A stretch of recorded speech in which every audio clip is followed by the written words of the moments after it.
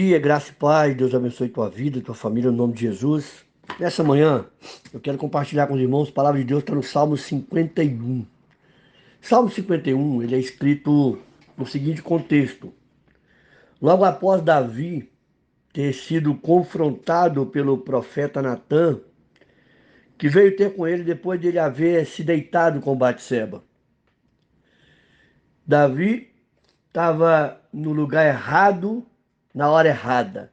Num tempo em que os reis saíam para a guerra, Davi resolve ficar no seu palácio. E ali ele avista a mulher de Urias, Batseba, se banhando, e ele, tomado pela visão, ela era uma mulher formosa, ele pede para buscarem aquela mulher e ele se deita com ela. E a partir dali uma sucessão, um abismo começou a chamar outro abismo.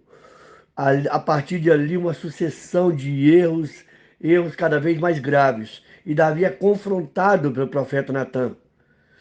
E ele fala assim no verso 1: Compadece-te de mim, ó Deus, segundo a tua benignidade e segundo a multidão das tuas misericórdias, apaga as minhas transgressões. Então, ele começa orando, porque ele sabia que Deus era Deus benigno e rico em misericórdia. Ele sabia quem era Deus. Davi era um homem segundo o coração de Deus. Ele sabia que Deus era rico em misericórdia. No verso 3 ele diz assim: Pois eu conheço as minhas transgressões e o meu pecado está sempre diante de mim. Sabe o que é interessante? Que quando Natã, ele conta uma parábola, ele conta uma historinha, para depois entrar no assunto, para depois trazer a verdade sobre a vida de Davi, trazer o confronto. Davi não esperneou, Davi não quis mentir, Davi não quis minimizar o seu erro, mas ele reconheceu a sua transgressão. O princípio para que a gente seja curado, para que a gente seja perdoado, é uma confissão sincera. Ele não tentou falar, não, é porque eu estava no momento que eu estava vulnerável, você sabe como é que é, a carne é fraca, não teve essa parada.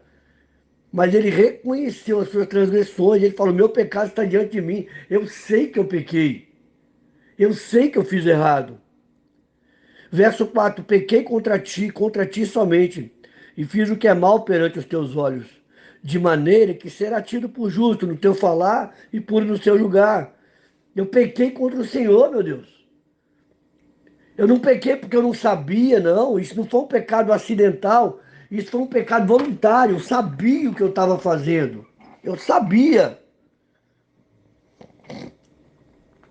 E no verso 10, ele diz assim: Cria em mim, ó Deus, um coração puro e renova dentro de mim o espírito inabalável. A ideia que se tem é que Davi perdeu a pureza do seu coração. Davi se envolveu com o pecado de tal forma que isso roubou a pureza do coração. E ele fala: Cria em mim, ó Deus, um coração puro e renova dentro de mim um espírito inabalável, um espírito estável, um espírito que não se move segundo as circunstâncias, um espírito que não se entrega ao pecado, um espírito que não se move segundo a carne.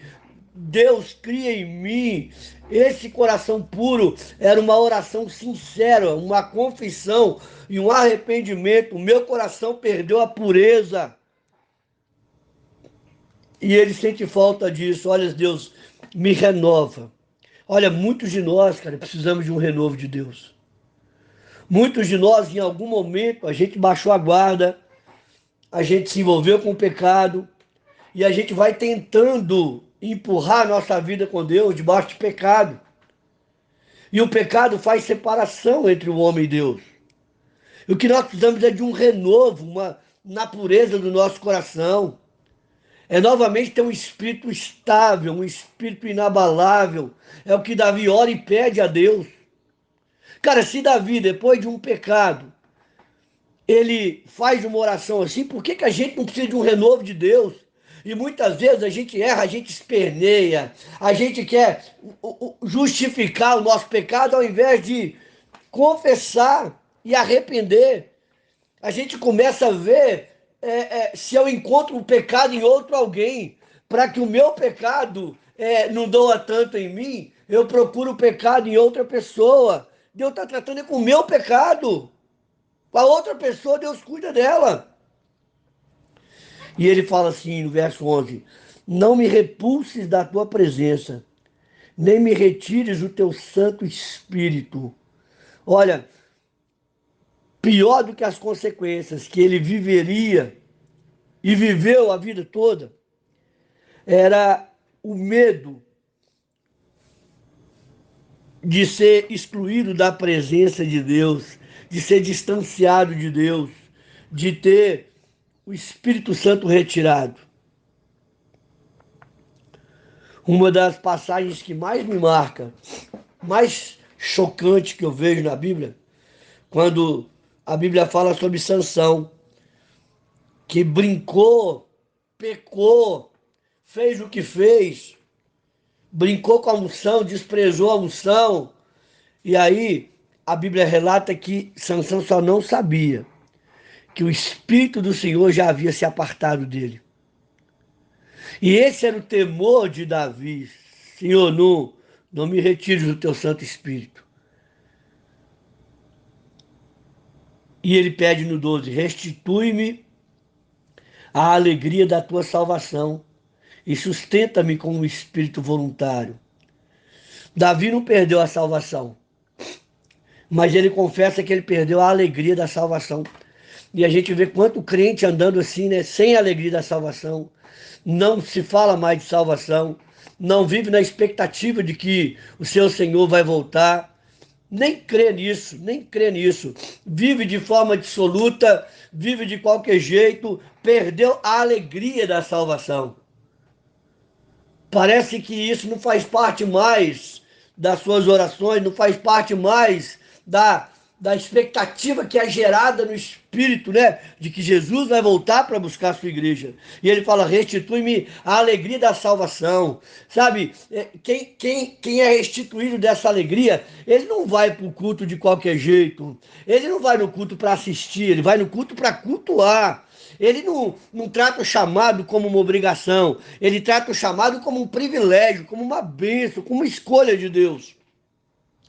E ele fala: me sustenta com um espírito voluntário, sabe? Esse espírito de alguém que doa-se inteiramente à causa do Senhor. Alguém que pratica o amor. O amor não é algo verborrágico, mas é algo vivido na prática. Porque o que Davi havia feito era uma falta de amor a um dos seus líderes, Urias. Ele adulterou com a mulher de Urias. Ele fez com que Urias fosse morto na frente da batalha. Davi estava confessando: olha, me falta esse espírito voluntário. Eu perdi o significado do que é se doar à causa. Eu perdi o significado do que é perder a própria vida para achar. E no 16 ele fala algo interessante que a gente falou ontem. Pois não te comprases em sacrifícios, do contrário eu te daria. E não te agrada de holocaustos. Davi está falando: olha, na oração de confissão, ele fala: ó, eu sei que o Senhor não se compraz em sacrifício, do contrário eu te daria. Qual o sacrifício que eu tenho que fazer? Quantos bois eu tenho que matar? Quantos novilhos eu tenho que matar e oferecer em holocausto? Se isso resolvesse, isso eu faria. Isso eu faria. Mas ele fala no 17: sacrifícios agradáveis a Deus são um espírito quebrantado, um coração compungido e contrito. Não desprezará, ó Deus. Então, Davi estava falando: olha, não é aumentar o tamanho do sacrifício.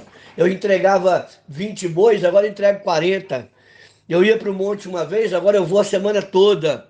Eu orava 1 hora, agora eu oro 4 horas. Se isso não for reflexo de um coração quebrantado, de um espírito quebrantado, não resolve nada, isso não traz louvor nenhum a Deus.